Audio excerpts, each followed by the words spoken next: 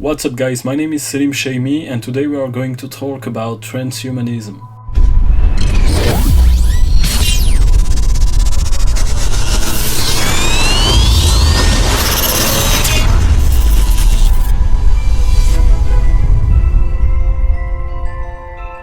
Transhumanism is a movement that aims to revolutionize what it means to be human. So what it means exactly? Well, it means upgrading your body and mind with technological advancement to live better and longer. Humanity has managed to extend life expectancy greatly. 2000 years ago you could expect to live between 18 and 21 years. By the 1900s we had increased that to 30 years, and by the 1980s we had reached a world average life expectancy of 62 years. However, this figure varies hugely across the globe. Nowadays 100,000 people dies every day from diseases caused by aging. However, no one really treats aging as a global priority, and even worse, it is seen as justified, unlike any other killer of this magnitude like malaria. I really think that we can do something about it, and I will show you how it's possible to do so. But first, what's really aging?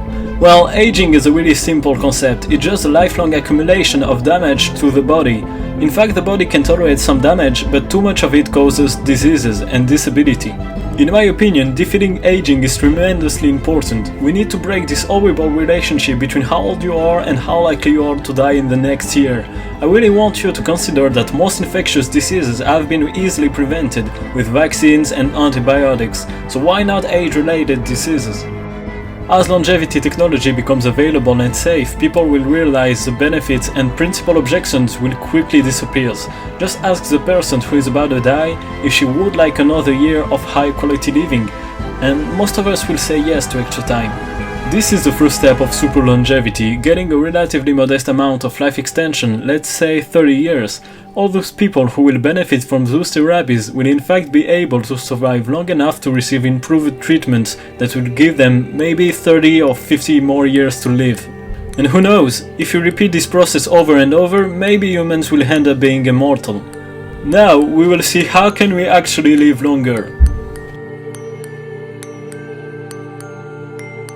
Science doesn't know exactly why we age, but it has made progress in beginning to understand the process. Scientists in a variety of fields have found that a large number of gene sequences play a role in the process of aging. So the first way to increase life expectancy is gene therapy. It's an experimental technique that is used to prevent or treat certain diseases.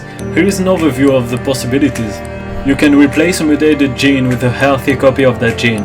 You can deactivate bad gene that is malfunctioning. You can also introduce a new gene to fight a disease. In other words, that's trying to rewrite genetics to increase our life expectancy. For the moment it's obviously a risky technique, but it will have a great impact in the future. The second way to increase life expectancy is cybernetics.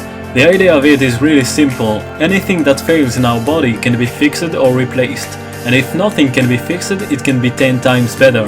Anything can be replaced. Legs that never get tired or eyes that can see in the dark. For me, cybernetics is really promising. For example, Storm Larkin lived 18 months with a prosthetic hair that he carried around in a backpack. Another example would be Yu Hair, a champion mountain climber that lost his legs at 17 years old, so he built his own legs to be able to climb again. He became passionate by bionics and took his studies seriously.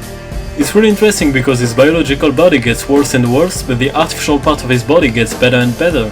At 80 years old, his balance will be better than at 18 years old. And I'd do this for hours and hours and hours. I think my parents thought I was insane, but what I was doing is imagining futures, imagining what life could be. Perhaps the most dramatic way transhumanists believe that technology will transform the human condition is the idea that someone's mind could be converted into digital data and uploaded into an immensely powerful computer. This would allow you to live in a world of unbounded virtual experiences and effectively achieve immortality. Yet transhumanists seems to ignore the fact that this kind of mind uploading has some insurmountable obstacles. To start with, here is a practical issue. Our brains each have trillions of connections between 86 billion or so neurons. To replicate the mind digitally, we would have to map each of these connections, something that is far beyond our abilities. Also, computational capacity is a second challenge, and it is another big one. Current computers aren't powerful enough to hold human digital brain. Transhumanism is more than just creating cyborgs. It would be an entirely new species that people have yet to imagine. a being that's developed beyond the current human state to enjoy a higher level of reasoning, cultural and physical capabilities. Thanks so much for watching, guys. I hope that you've liked this video. Don't forget to like it and also to subscribe. Follow me on social media and have a look at all my articles about AI and technology on my blog slimshamey.com.